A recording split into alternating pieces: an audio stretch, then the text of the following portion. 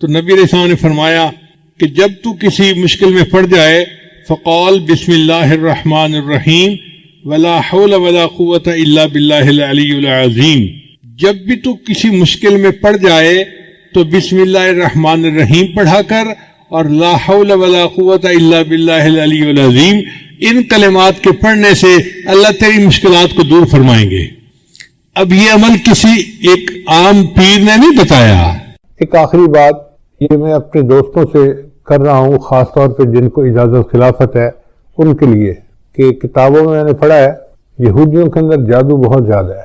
یعنی وہ جو فرعون کے دربار میں جادوگر اسلام لے آئے تھے، مسلمان ہوئے تھے، موسیٰ علیہ السلام پہ ایمان لے آئے تھے، تو اس سے پتہ چلتا ہے کہ جادوگر قوم میں شامل ہو گئے تھے. ویسے بھی سلیمان علیہ السلام کے زمانے میں جنوں سے لوگ جو ہے وہ جادو سیکھتے تھے، تو یہودیوں میں جادو بہت رہا ہے اور یہ جادو آج تک ہے. یہودیوں میں کچھ لوگ ہیں جو اسی پہ زندگی گزارتے ہیں اور اس کا نام ہے قبالہ. جیسے ہمارے دین اسلام میں نا تصوف، کہ کچھ لوگ روحانیت کو بنانے کے لیے پوری زندگی خانقاہوں میں رہتے ہیں، محنت کرتے ہیں، بیعت ہوتے ہیں. تو دین اسلام میں جس طرح تصوف ہے، یہودیوں میں اس کے مقابلے میں قبالہ ہے، اور قبالہ جادو کو کہتے ہیں، اور یہ جادو مستقل کرتے رہتے ہیں. ان کا حال یہ ہے کہ نبی علیہ السلام کے زمانے میں ایک آدمی تھا جو منافق تھا، اس نے نبی علیہ السلام پر بھی جادو کیا تھا، اس نے اور اس کی 2 بہنوں نے، اور نبی علیہ السلام پر 6 مہینے اس کا اثر رہا تھا. پھر اللہ تعالیٰ نے بتا دیا تو نبی علیہ السلام نے پھر ایک چٹان کے نیچے ان کے بالوں کو دبایا گیا تھا، وہ نکلوائے اور جادو کا اثر ختم ہوا. پھر اس کے بعد معوذتین نازل ہوئی اور اللہ تعالیٰ نے ہمیشہ کے لیے جادو کا توڑ عطا فرما دیا. اب سوچئے کہ اگر اللہ کے حبیب صلی اللہ علیہ وسلم پر بھی جادو کا اثر ہو سکتا ہے تو بھئی ہم کس کھیت کی گاجر مولی ہیں.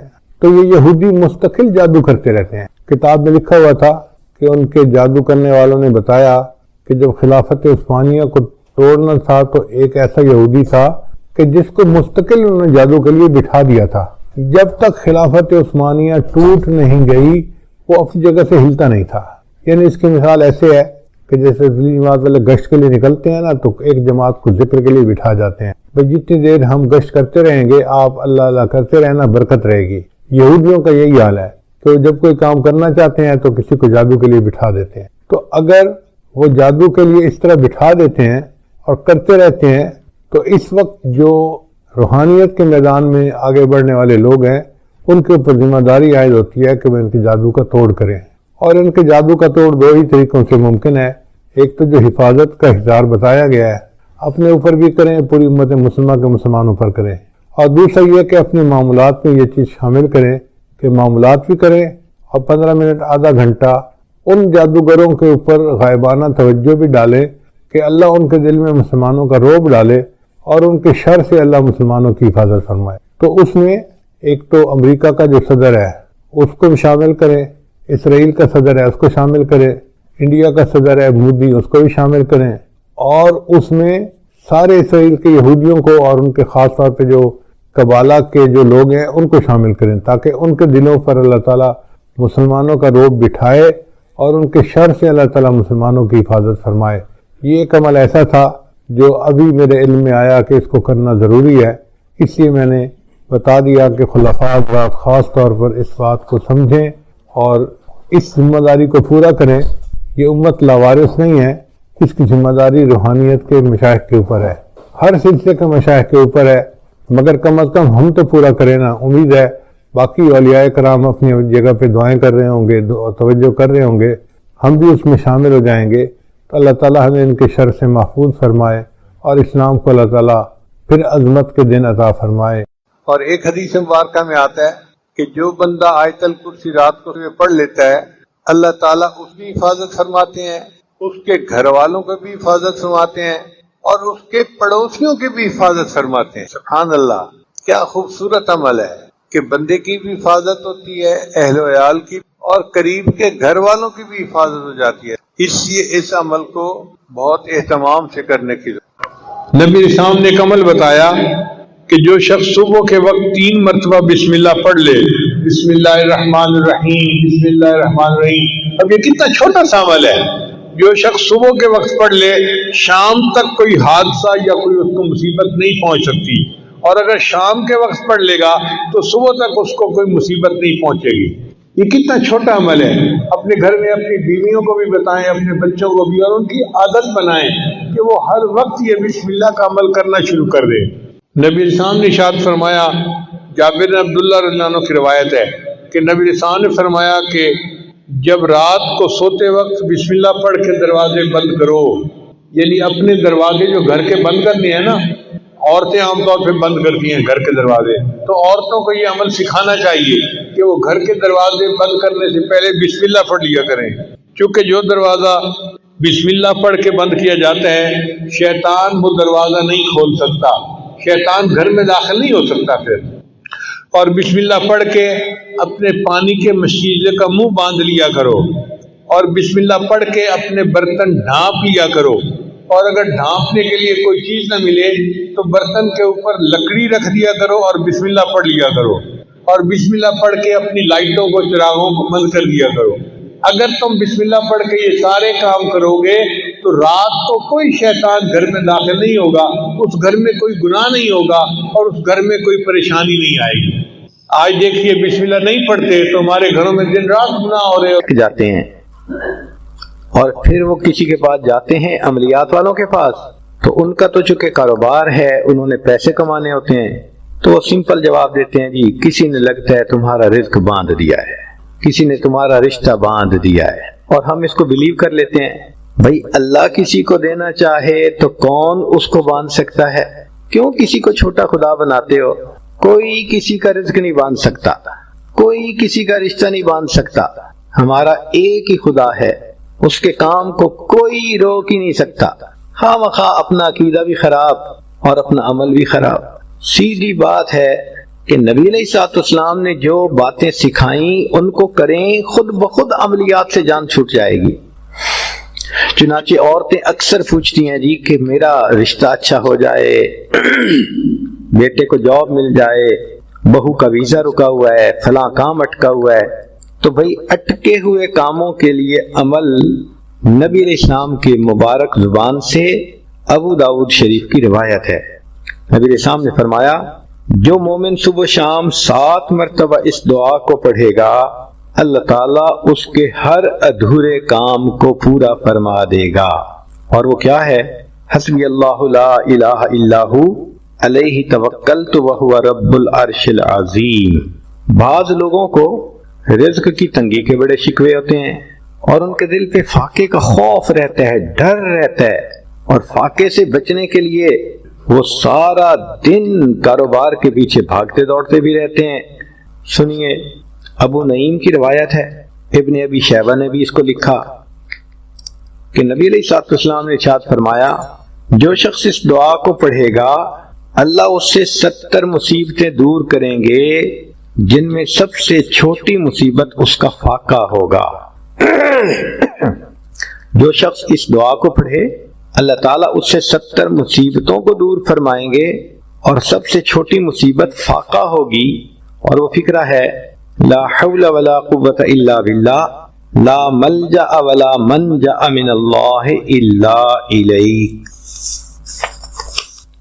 کئی مرتبہ انسان غمزدہ ہوتا ہے اور سوچتا ہے میں تو اکیلا ہوں، میرا ساتھ دینے والا کوئی نہیں، ماں باپ فوت ہو گئے، کہاں جاؤں، کس کو دل کا غم سناؤں، میرا غم کیسے دور ہو۔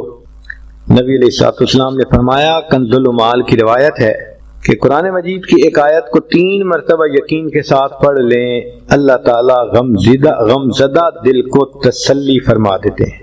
لا الہ الا انت سبحانک انی کنت من الظالمین۔ کتنی مختصر سی آیت ہے اور اکثر بچیوں کو یاد بھی ہوتی ہے۔ اس آیت کو 3 مرتبہ پڑھنے پر اللہ تعالیٰ انسان کی سیڈنس ختم کر دیتے ہیں، غم ختم کر دیتے ہیں، دل کو خوشی عطا فرما دیتے ہیں۔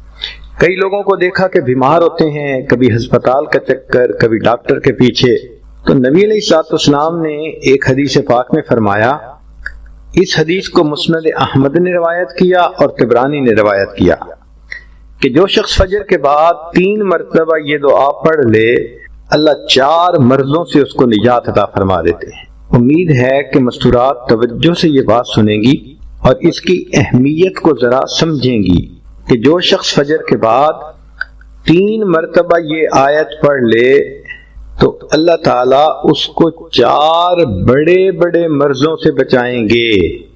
نمبر 1، پاگل پن۔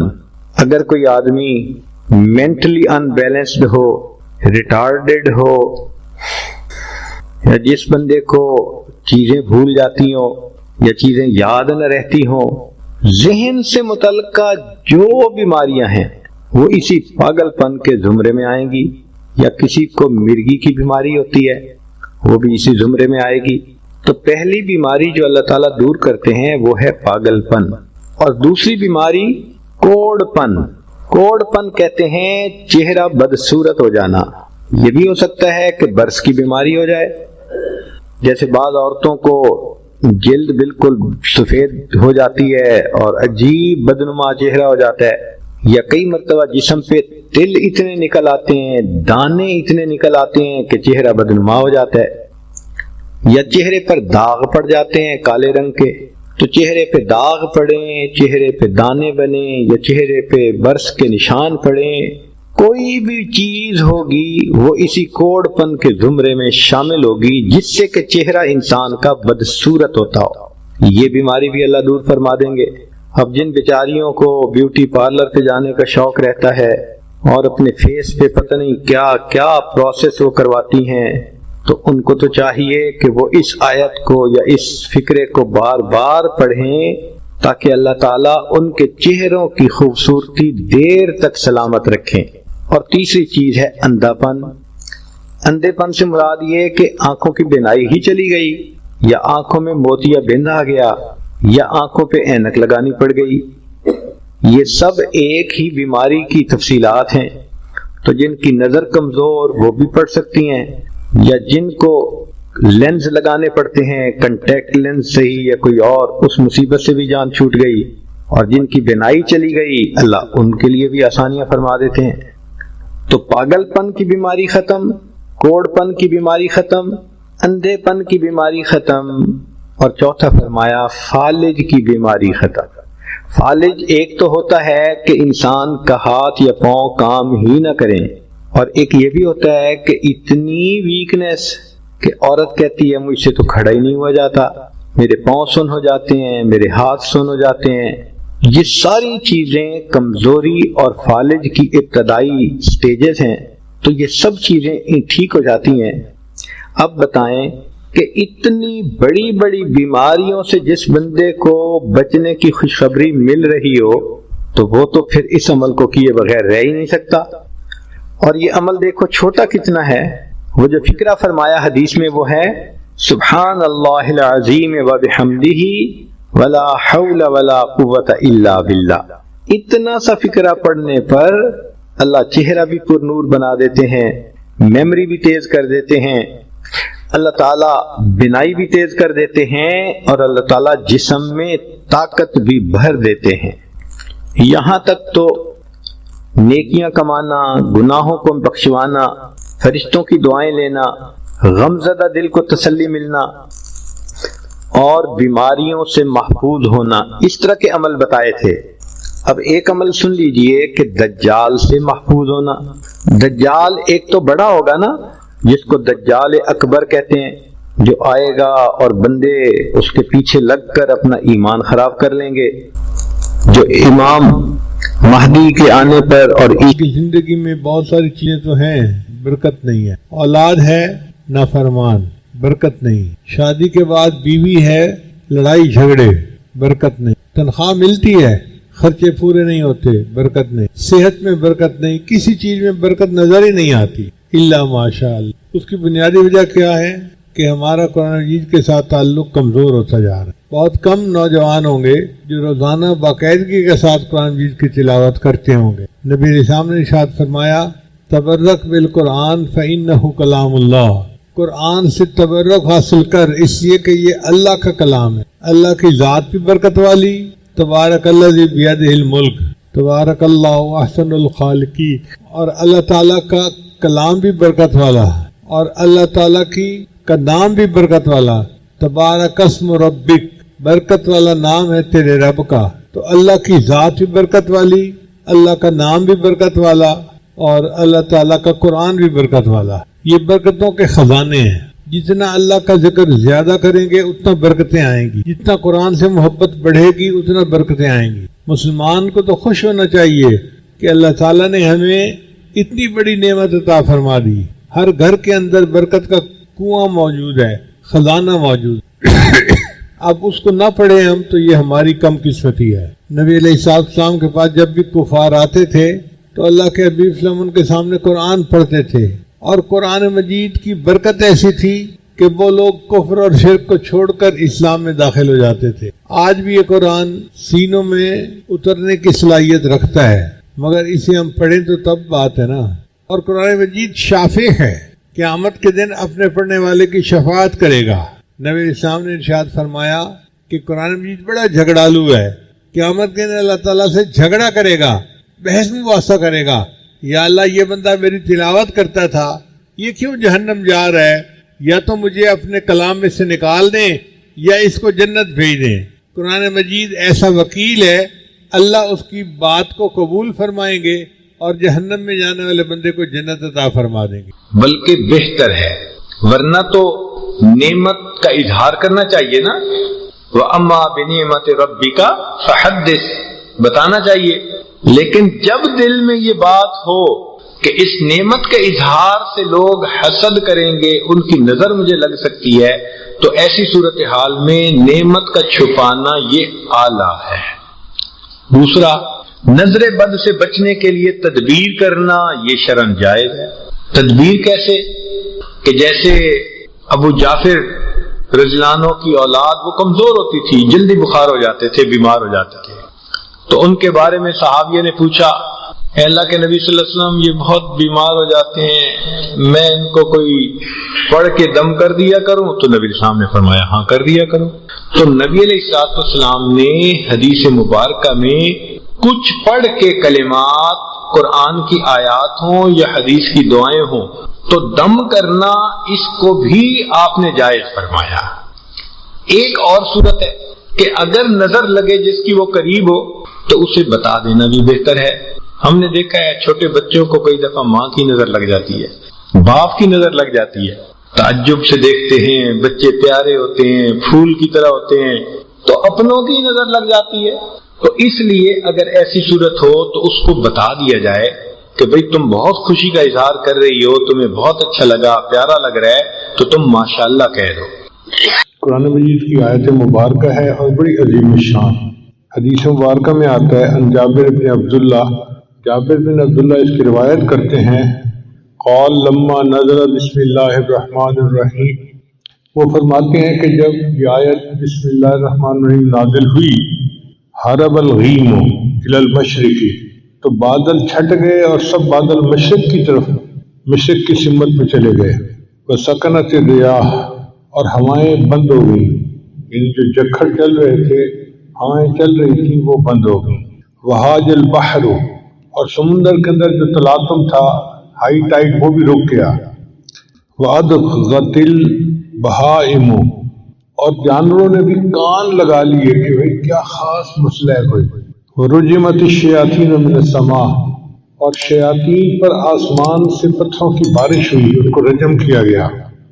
وحلف اللہ تعالی بعزتہ وجلالہ، اور اللہ تعالیٰ نے اپنی عزت اور اپنی جلال کی قسم کھا کر کہا، الا یسمى اسمہ علی شیء الا بارک فیہ، کہ میرا نام نازل ہوا ہے، جو بندہ اس نام کو کسی کام پر پڑھے گا میں اس کام میں برکت عطا کر دوں گا. یعنی اللہ تعالیٰ نے اپنی عزت اور جلال کی قسم کھا کر کہا کہ جس چیز پر میرا نام پڑھا جائے گا، جس کام کے شروع میں میرا نام پڑھا جائے گا، میں اس کام میں برکت عطا کروں گا. چنانچہ اسلام سے پہلے جو مشرکین مکہ تھے، وہ ہر کام سے پہلے اپنے بتوں کے نام لیا کرتے تھے، اور وہ سمجھتے تھے کہ بتوں کا نام لینے سے ہمارے کام میں برکت ہو جائے گی. لیکن جب اسلام آیا تو شریعت نے حکم دیا کہ نہیں، تم ہر کام سے پہلے اللہ کا نام لو، اللہ کے نام سے برکت ہو جائے گی. یہ جو بسم اللہ ہے نا، اس کے 19 حروف ہیں. بسم اللہ الرحمن الرحیم، اس کے حروف کو گنے تو بنتے ہیں 19. مفسرین نے لکھا ہے کہ جہنم کے جو داروغے ہیں وہ بھی 19 فرشتے ہیں، قرآن مجید میں ہے۔ تو بسم اللہ کے 19 حروف ان 19 فرشتوں کی پکڑ سے بندے کو بچا دیں۔ تو جو بندہ ہر کام میں بسم اللہ پڑھتا رہے، اللہ تعالیٰ اس کو جہنم سے نجات عطا فرمائے۔ اور بعض مفسرین نے یہ نقطہ بھی لکھا ہے کہ دن کے ہوتے ہیں 24 گھنٹے، تو 5 نمازوں کے بدلے 5 گھنٹوں کے گناہ معاف، باقی رہ گئے 19 گھنٹے۔ تو اگر وہ بسم اللہ کا تکرار بھی کرتا ہے تو 19 حروف کے بدلے اللہ 19 گھنٹوں کے گناہ بھی معاف فرما دے۔ اللہ تعالیٰ نے ہر صورت سے پہلے بسم اللہ الرحمن الرحیم کو نازل فرمایا، لیکن ایک صورت ایسی ہے اس کا نام ہے سورہ توبہ۔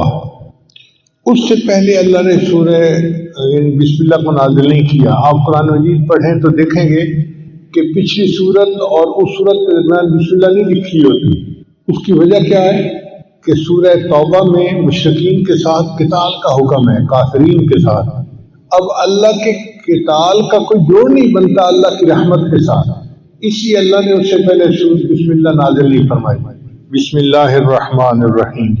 اس لیے جب جانور کو ذبح کرتے ہیں تو بسم اللہ پڑھنا ضروری ہے، مگر یہ نہیں پڑھتے بسم اللہ الرحمن الرحیم، بلکہ پڑھتے ہیں بسم اللہ اللہ اکبر۔ الرحمن الرحیم کا جوڑ ذبح کرنے کے ساتھ نہیں بنتا، اس لیے تکبیر کہہ دی گئی بسم اللہ اللہ اکبر، اتنا ہی ہے۔ حضرت علی رضی اللہ عنہ فرمایا کرتے تھے کہ جو کچھ پہلے آسمانی کتابوں میں نازل ہوا اللہ نے وہ سب کچھ قرآن مجید میں نازل فرما دیا، اور جو کچھ پورے قرآن مجید میں نازل ہوا وہ اللہ نے سورہ بقرہ میں نازل فرما دیا، اور جو سورہ بقرہ میں نازل ہوا اللہ نے اس کو سورہ فاتحہ میں نازل فرما دیا، اور جو کچھ اللہ نے سورہ فاتحہ میں نازل کیا اس کو اللہ نے بسم اللہ الرحمن الرحیم میں نازل فرما دیا۔ یہ بسم اللہ الرحمن الرحیم ایک آیت ہے، لیکن یہ تمام آسمانی کتابوں کا خلاصہ اور نچوڑ ہے۔ اور علماء نے ایک نقطہ اور لکھا ہے کہ جو کچھ بسم اللہ میں نازل ہوا وہ بسم اللہ کے پہلے حرف با کے اندر آ گیا۔ با کا حرف جو ہے وہ وصل کے لیے ہوتا ہے، جوڑنے کے لیے۔ تو اس کا مطلب یہ ہے کہ پوری آسمانی کتابوں کا نچوڑ یہ ہے کہ مخلوق کو اپنے رب کے ساتھ جوڑ دیا جائے۔ اس لیے بسم اللہ کے 2 معنی ہیں۔ عربی زبان میں اسم کے 2 معنی ہیں، ایک معنی ہے نام، تو بسم اللہ کا ترجمہ بنے گا اللہ کے نام کے ساتھ جو رحمان ہے اور رحیم ہے، بسم اللہ الرحمن الرحیم۔ اور ایک اسم کا مطلب عربی زبان میں برکت بھی ہے، تو بسم اللہ کا ترجمہ بنے گا اللہ کی برکت کے ساتھ۔ ہمیں یاد ہے کہ ہمارے گھر میں جو بڑی بوڑھی عورتیں تھیں نا پرانے زمانے کی، وہ اٹھتے بیٹھتے اللہ دی برکت نال، اللہ دی برکت نال، یہ لفظ بہت پڑھتی تھی۔ چھوٹے تھے ہمیں اس بات کی سمجھ نہیں تھی، اب سمجھ میں آتی ہے۔ اصل میں وہ بسم اللہ کا ترجمہ پڑھا کرتی تھی، اللہ کی برکت کے ساتھ بسم اللہ کہتی تھی ہر کام سے پہلے۔ ان کی زبانیں بسم اللہ سے رطب اللسان بالکل تر رہتی تھی، ہر وقت اٹھتے بیٹھتے کرتے پھرتے ہر وقت بسم اللہ بسم اللہ بسم اللہ۔ ایک نقطہ اور ذہن میں رکھیے کہ قرآن مجید تو پاک بندہ پڑھ سکتا ہے، اگر کسی پر غسل فرض ہو جیسے جنبی بندہ ہوتا ہے تو وہ قرآن مجید کی تلاوت نہیں کر سکتا، یا عورت حیض کے ایام میں قرآن مجید کی تلاوت نہیں کر سکتی، لیکن فقہا نے لکھا ہے کہ بسم اللہ پڑھ سکتے ہیں۔ کتنی عجیب بات ہے کہ بسم اللہ الرحمن الرحیم وہ قرآن کی آیت ہے مگر اس کو پڑھا جا سکتا ہے۔ تو ایک خاتون تھی امرا فرغانیہ، ایک وادی ہے اس کا نام ہے فرغانہ وادی، اس میں بڑے علماء ہیں، اندجان مرغنان یہ وہاں کے شہر ہیں۔ ہدایہ جنہوں نے لکھی قاضی برہان الدین المرغنانی رحمۃ اللہ، یہ بھی وہیں سے تھے۔ تو امرا فرغانیہ سے کسی نے پوچھا کہ کیا وجہ ہے کہ عورت حیض کے دنوں میں قرآن مجید کی تلاوت تو نہیں کر سکتی، لیکن اگر وہ بسم اللہ پڑھنا چاہے تو بسم اللہ پڑھ سکتی ہے؟ انہوں نے جواب دیا کہ اصل میں بسم اللہ جو ہے یہ اللہ کا نام ہے، اور کوئی بھی محب کسی بھی حالت میں محبوب کا نام لینے سے روکا نہیں جا سکتا۔ یہ نہیں کہا سکتا کہ اب تم محبوب کا نام نہیں لے سکتے، جس حال میں بھی ہوگا وہ محبوب کا نام تو لے سکتا ہے، اس لیے بسم اللہ کی اللہ نے اجازت عطا فرما دی۔ اس لیے کوئی تحریر کرنی ہو تو پہلے بسم اللہ لکھنا چاہیے۔ حدیث مبارکہ میں انس سے انس کے راوی ہیں کہ من کتب بسم اللہ الرحمن الرحیم تعظیما للہ غفر اللہ لہ، کہ جو بسم اللہ الرحمن الرحیم اللہ کے نام کی تعظیم کی وجہ سے اس کو لکھ لیتا ہے اپنی عبارت سے پہلے، اللہ اس پر اس کے گناہوں کی بخشش فرما دیتے ہیں۔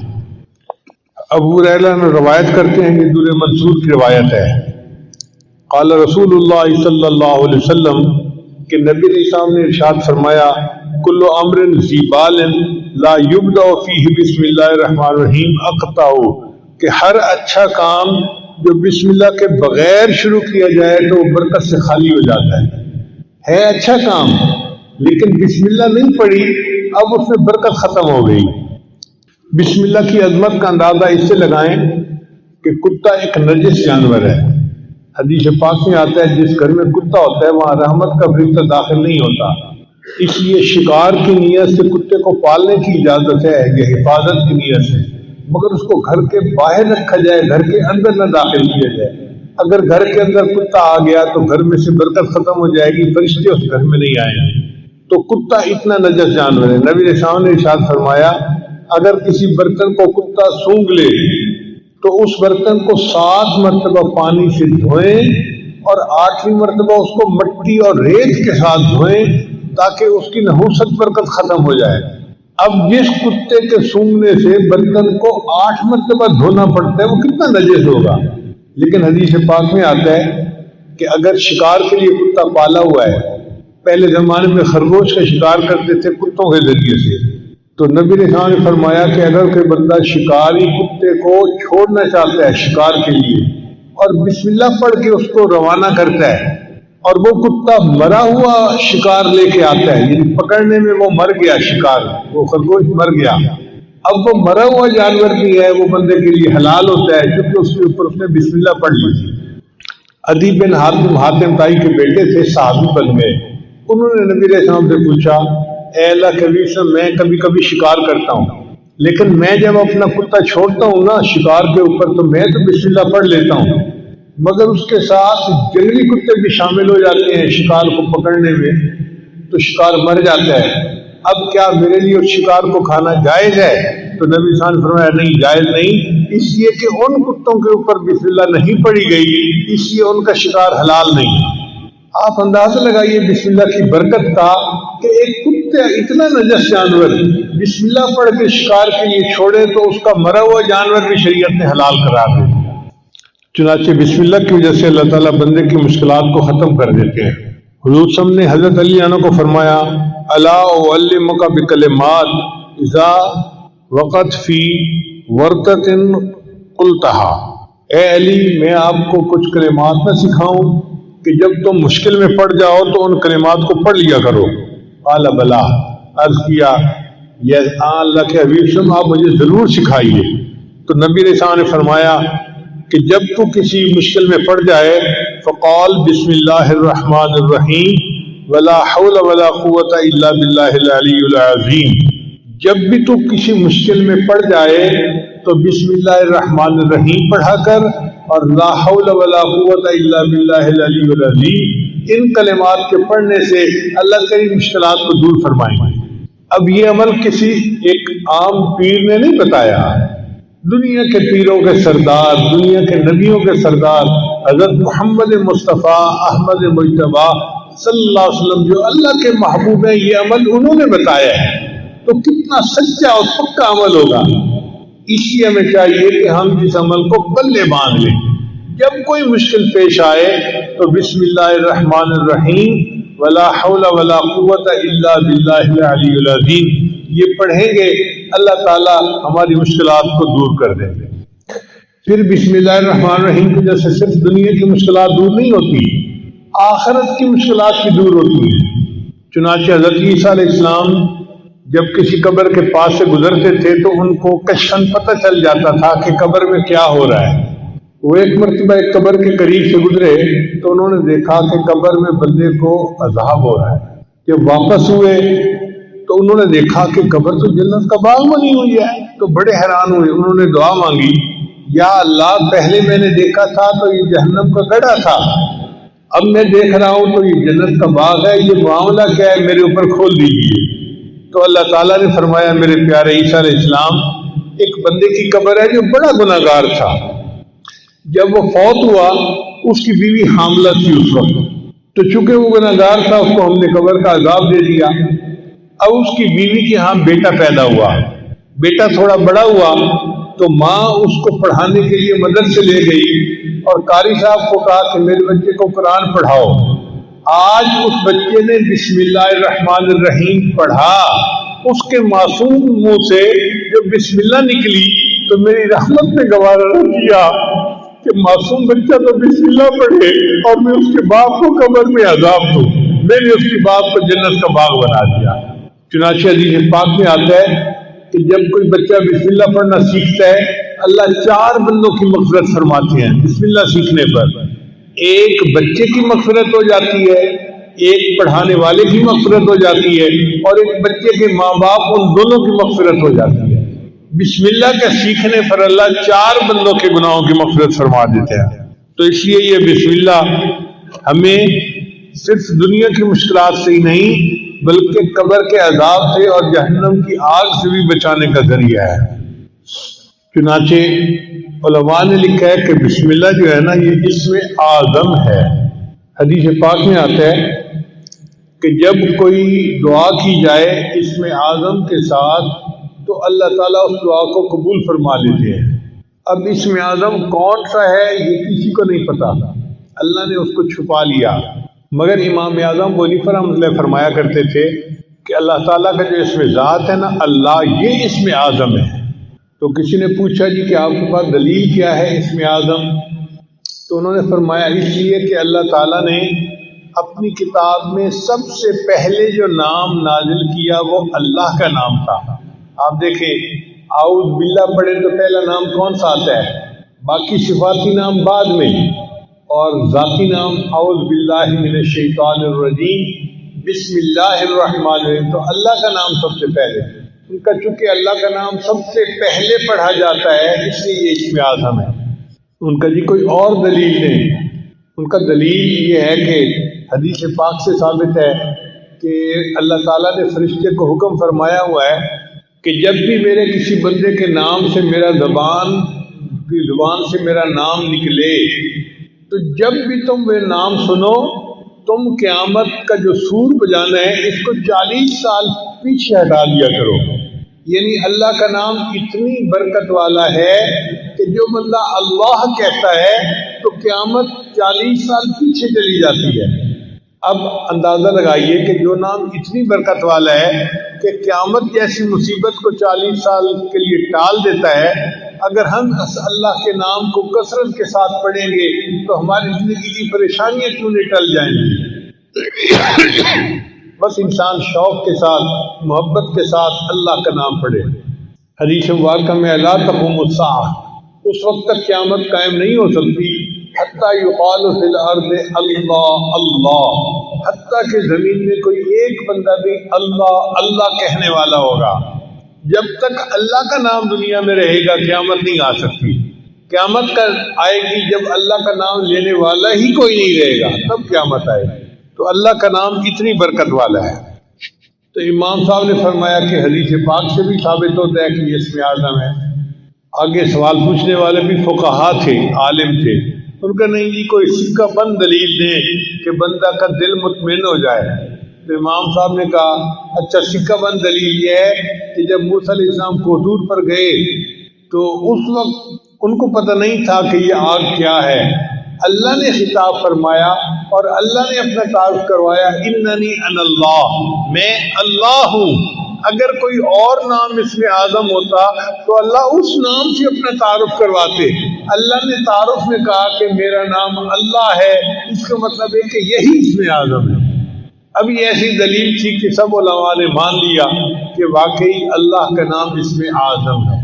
چنانچہ اللہ اللہ کے نام سے جو دعا مانگی جائے وہ دعائیں قبول ہوتی ہیں، اور اللہ کا نام جس چیز پر پڑھ دیا جائے وہ چیز میں برکت آ جاتی ہے۔ حضرت ابو الدرداء عنہ کی ایک باندی تھی، وہ ایک دن پوچھنے لگی کہ حضرت آپ کس جنس سے تعلق رکھتے ہیں؟ کہ میں انسان ہوں۔ کہنے لگی نہیں مجھے نہیں لگتا کہ آپ انسان ہیں، آپ کوئی اور ہیں۔ ان کا نہیں میں انسان ہوں، تمہارے جیسا انسان ہی ہوں۔ انہوں نے کہا اس لیے کہ میں 40 دن سے آپ کے کھانے میں زہر ملا کے آپ کو کھلا رہی ہوں اور آپ پہ کوئی اثر نہیں ہوتا، آپ انسان نہیں ہیں۔ ان کا نہیں میں انسان ہوں، لیکن میری عادت ہے کہ میں نبی علیہ السلام کی بتائی دعا پڑھ لیتا ہوں، بسم اللہ الذی لا یضر مع اسمہ شیء فی الارض ولا فی السماء وهو السمیع العلیم۔ اس کی برکت سے اللہ مجھے کھانے کی نقصان دہ چیزوں سے محفوظ فرما لیتے۔ اور یہی واقعہ خالد بن ولید عنہ کے ساتھ پیش آیا کہ ایک مرتبہ دشمن نے اپنے ایک نمائندہ بھیجا جس کے پاس زہر کی ایک بوتل تھی، چھوٹی سی شیشی تھی۔ اس نے کہا جناب آپ ہمارا مقابلہ کر ہی نہیں سکتے، اس لیے کہ یہ ایک زہر ہے، اس کا ایک قطرہ بھی اگر کوئی بندہ پی لے تو وہ بچ نہیں سکتا، اور ہم نے اپنی تلواروں کی دھار پر یہ زہر لگائی ہوئی ہے، اس لیے اگر اس کا چھوٹا سا کٹ بھی کہیں لگ جائے تو وہ بندہ کٹ کی وجہ سے نہیں زہر کی وجہ سے مر جاتا ہے، آپ ہمارا مقابلہ کر ہی نہیں سکتے۔ جب اس نے یہ بات کہی تو خالد بن ولید عنہ نے فرمایا اچھا یہ زہر کی شیشی مجھے دکھاؤ۔ وہ ہاتھ میں لی اور آپ نے پڑھا بسم اللہ الذی لا یضر مع اسمہ شیء فی الارض ولا فی السماء، اور پوری زہر کی بوتل آپ نے پی لی اور اللہ نے ان کو محفوظ رکھا۔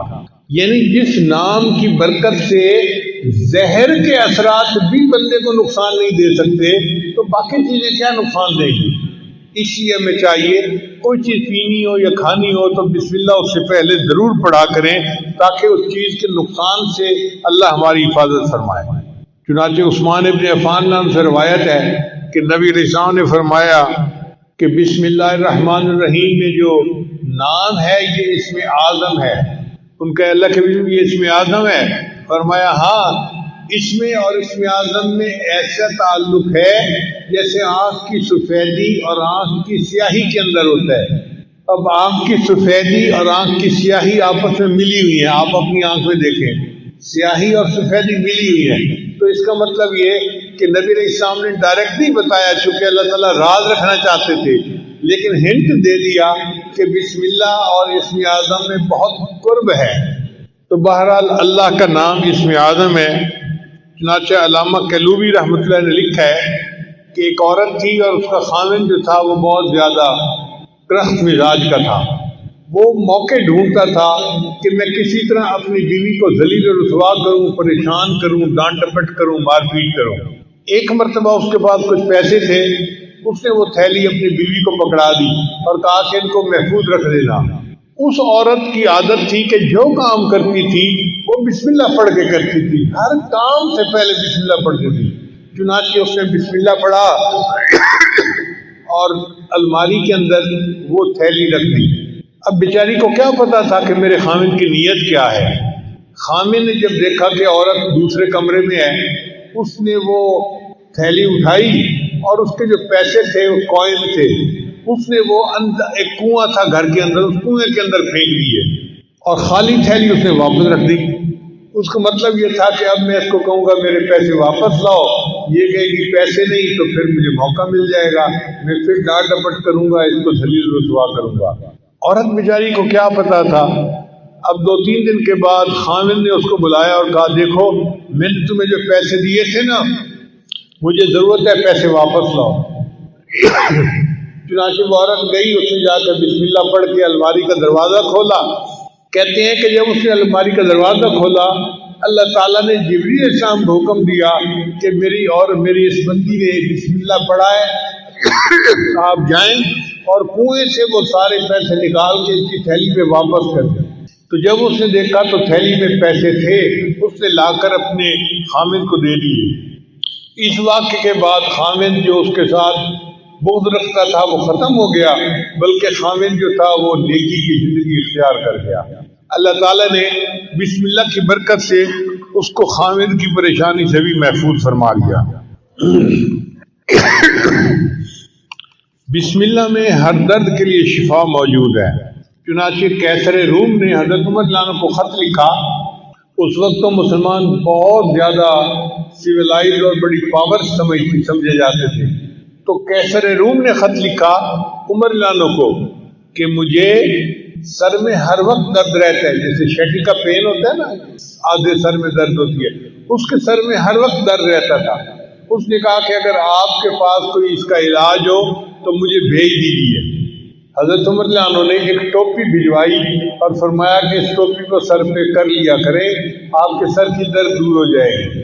چنانچہ وہ ٹوپی جب سر پہ کرتا، جتنی دیر کرتا درد ختم ہو جاتی، جب ٹوپی اتارتا درد پھر شروع ہو جاتی۔ اب ایک دن اس نے سوچا کہ اس ٹوپی میں کیا مقناطیسیت ہے، چنانچہ اس نے ٹوپی کو اتار کے دیکھا تو اس کے اندر کی طرف حضرت عمر نے بسم اللہ الرحمن الرحیم لکھا ہوا تھا۔ اس آیت کی برکت سے اللہ اس کے سر کے درد کو ختم فرما دیتے تھے۔ چنانچہ صحابہ کرام بیمار بندے کو بسم اللہ پڑھ کے دم کیا کرتے تھے۔ حدیث پاک میں آتا ہے کہ جبریل علیہ السلام، عائشہ رضی اللہ عنہا روایت کرتی ہیں کہ جبریل علیہ السلام کئی مرتبہ آتے اور نبی علیہ السلام بیمار ہوتے تو جبریل علیہ السلام بسم اللہ پڑھ کے اپنے محبوب صلی اللہ علیہ وسلم کو دم کیا کرتے تھے۔ یہ ایک ایسا عظیم عمل ہے کہ جو ہماری سب بیماریوں، سب دردوں، سب مصیبتوں کے لیے تریاق ہے۔ حضرت عثمان بن ابی العاص نے نبی علیہ السلام سے شکایت کی، اے اللہ کے حبیب صلی اللہ علیہ وسلم، میں جب سے مسلمان ہوا ہوں تو میرے جسم میں دردیں رہتی ہیں، ادھر درد ادھر درد۔ تو نبی علیہ السلام نے فرمایا تمہیں جس جگہ پہ درد ہو تم ہاتھ رکھ کر اس کے یعنی جگہ پر ہاتھ رکھ کے بسم اللہ پڑھ لیا کرو، اللہ تمہارے درد کو ختم کر دے گا۔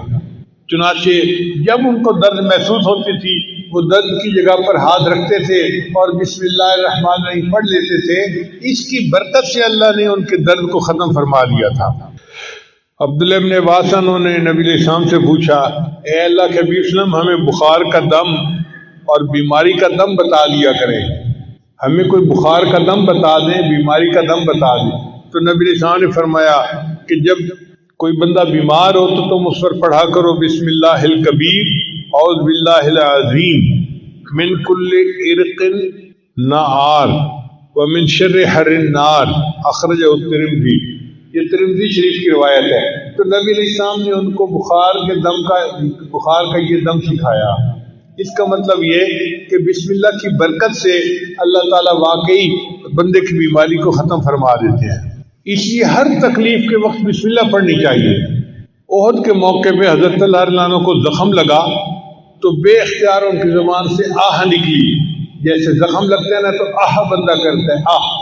تو جب ان کو زخم لگا تو انہوں نے آہ کی تو نبی علیہ السلام نے فرمایا لو قلت بسم اللہ لرأیت بناءک الذی بنى اللہ لک فی الجنۃ وانت فی الدنیا، اگر تو اس موقع پر بسم اللہ کہتا جو تجھے چوٹ لگی تو دنیا میں رہتے ہوئے جنت میں اپنے ٹھکانے کو دیکھ لیتا۔ اگر تو بسم اللہ پڑھتا تو آپ دنیا میں رہتے ہوئے اپنے جنت کے ٹھکانے کو آنکھوں سے دیکھ لیتے۔ تو یہ بسم اللہ ایسا عمل ہے۔ چنانچہ ایک صحابی نبی علیہ السلام کے ساتھ سواری پر سوار تھے تو سواری کو ٹھوکر لگی تو صحابی نے کہا تا سے شیطان برباد ہو جائے۔ تو نبی علیہ السلام نے فرمایا کہ ایسے نہ کہا کرو کہ شیطان برباد ہو جائے، وہ موٹا ہو جاتا ہے سن کے کہ دیکھو میں نے شرارت کی اور ان کو تکلیف پہنچی، وہ موٹا ہو جاتا ہے۔ تم پڑھا کرو بسم اللہ، جب تم بسم اللہ کرو گے تو شیطان خوش یعنی کمزور ہو کے چیونٹی جیسا بن جائے گا بسم اللہ کی برکت کی وجہ سے۔ تو اس کا مطلب ہے کہ ٹھوکر لگنے پر، تکلیف پہنچنے پر ہم اگر بسم اللہ پڑھیں گے تو اللہ تعالیٰ شیطان کو چھوٹا کر دیں گے اور ہماری تکلیف کو دور فرما دیں گے۔ نبی اسلام نے ایک عمل بتایا کہ جو شخص صبح کے وقت 3 مرتبہ بسم اللہ پڑھ لے، بسم اللہ الرحمن الرحیم، بسم اللہ الرحمن الرحیم۔ اب یہ کتنا چھوٹا سا عمل ہے، جو شخص صبح کے وقت پڑھ لے شام تک کوئی حادثہ یا کوئی اس کو مصیبت نہیں پہنچ سکتی، اور اگر شام کے وقت پڑھ لے گا تو صبح تک اس کو کوئی مصیبت نہیں پہنچے گی۔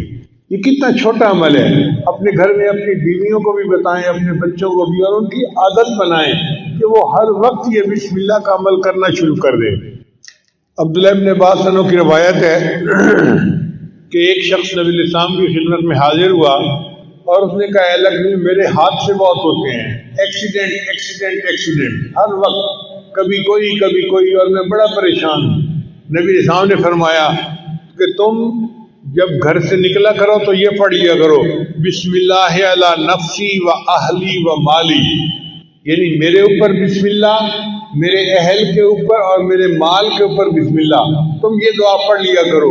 اس صحابی نے جب سے یہ دعا پڑھنی شروع کر دی اس کے بعد زندگی بھر ان کا کوئی حادثہ نہیں ہوا، اللہ نے حادثے سے ان کی حفاظت فرما لی۔ اس لیے بسم اللہ جب انسان پڑھتا ہے تو حدیث پاک میں آتا ہے کہ اگر کوئی بندہ کپڑے اتارنا چاہے، جیسے کپڑے بدلنے ہوتے ہیں، نہانا ہوتا ہے تو کپڑے اتارنے کی ضرورت پیش آ جاتی ہے، اگر وہ اس سے پہلے بسم اللہ پڑھ لے تو اللہ اس کے گرد ایک دیوار بنا دیتی ہے، جیسے قناعت آ جاتی ہے نا تو بندہ دوسروں سے اوجھل ہو جاتا ہے، تو بسم اللہ پڑھنے سے ایک قناعت سی بن جاتی ہے اور اس کو جن شیاطین نہیں دیکھ سکتے، کوئی نہیں دیکھ سکتا، تو وہ ان کے ڈر یعنی شر سے محفوظ رہتے ہیں۔ اب لوگ کہتے ہیں جی جن کا اثر ہو گیا، بھئی ہونا تو تھا ہی صحیح، آپ نے کپڑے بدلے بسم اللہ پڑھی نہیں، اگر قریب کوئی جن ہوگا تو اس کو غصہ آیا ہوگا کہ میرے سامنے کیوں یہ کپڑے ننگا ہو رہا ہے، تو اس نے تمہیں نقصان پہنچا دیا۔ تو نبی علیہ السلام نے ہمیں ہر دکھ درد سے بچنے کا عمل بتا دیا، وہ ہمارے محسن حقیقی ہیں، باتیں نظر آتی ہیں سادہ سی اور چھوٹی سی، لیکن اگر ہم ان کو اپنا لیں تو بڑی بڑی مصیبتوں سے ہم بچ سکتے ہیں۔ چنانچہ جو بندہ اپنی بیوی کے ساتھ ہم بستری کرے تو اس کو چاہیے کہ پہلے بسم اللہ پڑھ لے، دعا ہے بسم اللہ جنبنا الشیطان و جنب الشیطان ما رزقتنا۔ حدیث پاک میں آتا ہے کہ اگر اس نے یہ دعا پہلے پڑھ لی اور پھر بیوی کو ہاتھ لگایا تو اب اگر حمل ٹھہر گیا تو اس حمل میں شیطان کا کوئی حصہ نہیں ہوگا، لہذا وہ بچہ فطری طور پہ نیک ہوگا، بچپن سے نیک ہوگا۔ اب کتنے شادی شدہ لوگ ہیں جن کو اس دعا کا پتہ ہی نہیں ہے، کبھی پڑھی نہیں ہے، جب دعا ہی نہیں پڑھی تو پھر اس عمل میں شیطان بھی ساتھ شریک ہو جاتا ہے، اور جس کی گھٹی میں شیطان شامل ہو گیا پھر وہ بچہ تو پیدائشی طور پہ شیطان ہوگا۔ پھر آپ کیوں کہتے ہیں جی کہ بچے نافرمان ہیں، بچے بات نہیں سنتے، بچے بات نہیں مانتے؟ ہم نے بھی تو اپنے رب کی بات نہیں مانی جس کے نتیجے میں آج بچے ہماری بات نہیں مانتے۔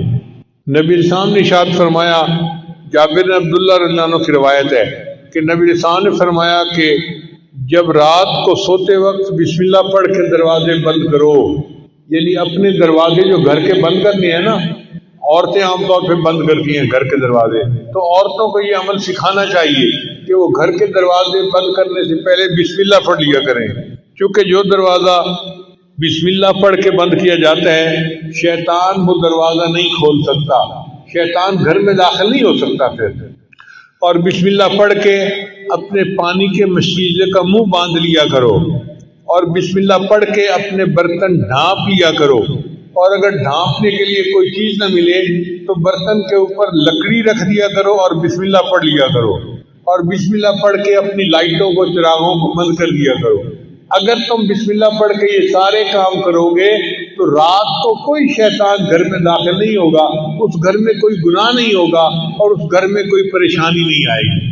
آج دیکھیے بسم اللہ نہیں پڑھتے تو ہمارے گھروں میں دن رات گناہ ہو رہے ہوتے ہیں۔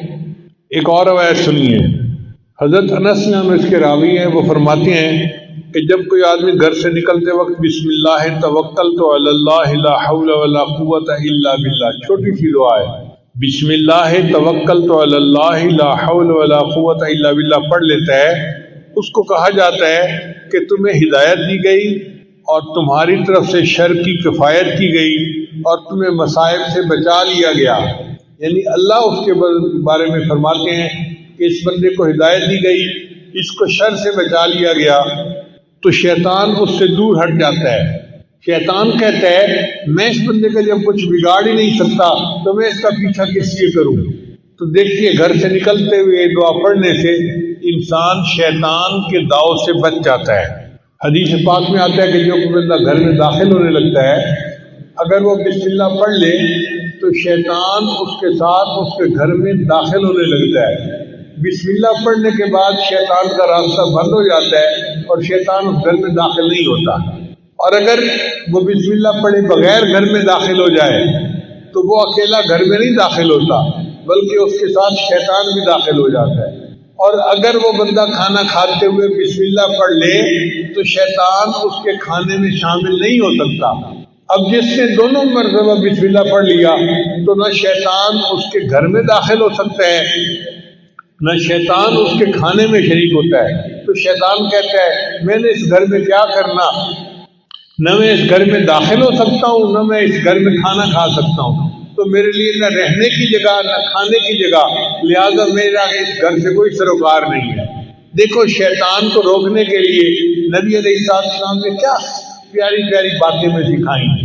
اس لیے جو بندہ بازار میں داخل ہونے لگے وہ بسم اللہ پڑھ لے تو بازار کا جو شر ہے اس سے اللہ تعالیٰ اس کی حفاظت فرما دیتے ہیں. اسی حدیث پاک میں آتا ہے کہ انسان کھانے سے پہلے اگر بسم اللہ پڑھ لے تو شیطان اس کے کھانے میں اس کے ساتھ شریک نہیں ہو سکتا. نبی علیہ السلام ایک وقت دسترخوان پر بیٹھے تھے تو ایک چھوٹی بچی آئی اور اس نے آ کے کھانے میں ہاتھ ڈالنا چاہا تو نبی علیہ السلام نے اس کو روک دیا. پھر نبی علیہ السلام نے فرمایا کہ کھانے سے پہلے شیطان اپنا ایجنٹ بھیج دیتا ہے کہ وہ بسم اللہ پڑھے بغیر کھانے میں ہاتھ ڈال دے اور بعد میں شیطان بھی کھانے میں شریک ہو سکے. اس لیے جب کھانا شروع کرو تو بسم اللہ پڑھ کے شروع کرو تاکہ شیطان اس میں شریک نہ ہو سکے. چنانچہ واقعہ کتابوں میں لکھا ہے کہ دو شیطان آپس میں ملے، ایک بڑا موٹا تازہ تھا مشٹنڈا تھا اور دوسرا بہت ہی دبلا پتلا تھا. تو اس نے پوچھا مشٹنڈے نے کہ سناؤ بھائی تم کیوں اتنے کمزور ہو؟ اس نے کہا یار میں جس بندے کے ساتھ ہوں نا وہ بندہ بسم اللہ پڑھ کے گھر میں داخل ہوتا ہے تو میں اس کے گھر میں داخل ہی نہیں ہو سکتا. پھر وہ بسم اللہ پڑھ کے کھانا کھاتا ہے میں اس کے کھانے میں شریک ہی نہیں ہو سکتا، نہ مجھے رہنے کی جگہ ملتی ہے نہ مجھے کھانا ملتا ہے، تو میں نے کمزور ہی ہونا ہے نا. تو اس پر جو موٹا شیطان ہوتا ہے نا وہ کہکا لگاتا ہے اور کہتا ہے کہ اچھا میں تو ایک کافر کے ساتھ رہتا ہوں اس کو بسم اللہ کا پتہ ہی نہیں، میں اس کے گھر میں بھی اس کے ساتھ داخل ہوتا ہوں اور میں اس کے کھانے میں بھی شریک ہوتا ہوں، اور جب وہ اپنی بیوی سے ہم مصری کرتا ہے میں بھی اس کی بیوی کے ساتھ ہم مصری میں شریک ہوتا ہوں، اس لیے اس کی اولاد نافرمان پیدا ہوتی ہے. تو بسم اللہ کو بھولنے سے کتنے نقصان ہم اٹھا لیتے ہیں. اس لیے کھانے سے پہلے بسم اللہ کا پڑھنا بہت ضروری ہے. یہ مومن اور کافر کے شیطان کی جو ملاقات ہے یہ عبداللہ بن مسعود نام ایک صحابی ہیں وہ فرمایا کرتے تھے. اس لیے سوتے وقت انسان کو بسم اللہ پڑھنا چاہیے. نبی علیہ السلام جب رات کو بستر پر پہنچتے تو دعا مانگتے بسم اللہ ودعت جنبی اللہم اغفر ذنبی و اخسی شیطانی و فک ریحانی واسقل میزانی وجعلنی فی الندی الاعلی. اے اللہ میرے گناہوں کو بخش دے، میرے شیطان کو ذلیل کر دے، میری گردن چھڑا دے، میرے میزان کو بھاری کر دے اور مجھے فرشتوں کی اعلیٰ جماعت کے ساتھ کھڑا کر دے. کتنی پیاری دعا ہے، اگر ہم اس کو یاد کر کے رات کو پڑھ لیا کریں. اس لیے رات کو سوتے وقت کی چھوٹی دعا ہے نا بیسمی کا اموت ہوا ہے اللہم بیسمی کا اموت ہوا گیا، تو اللہ کے نام کے ساتھ میں سوتا ہوں اور میں جاگتا ہوں. نبی اسلام نے ارشاد فرمایا لا وضوء لمن لم یذکر اسم اللہ، اس بندے کا وضو ہی نہیں ہوتا جو بسم اللہ سے وضو کی ابتدا نہ کرے. جیسے فرمایا نا کہ حضور قلب کے بغیر نماز نہیں ہوتی، ایسے نبی اسلام نے فرمایا کہ بسم اللہ پڑھے بغیر انسان کا وضو ہی نہیں ہوتا، یعنی وضو کی برکت ختم ہو جاتی ہے.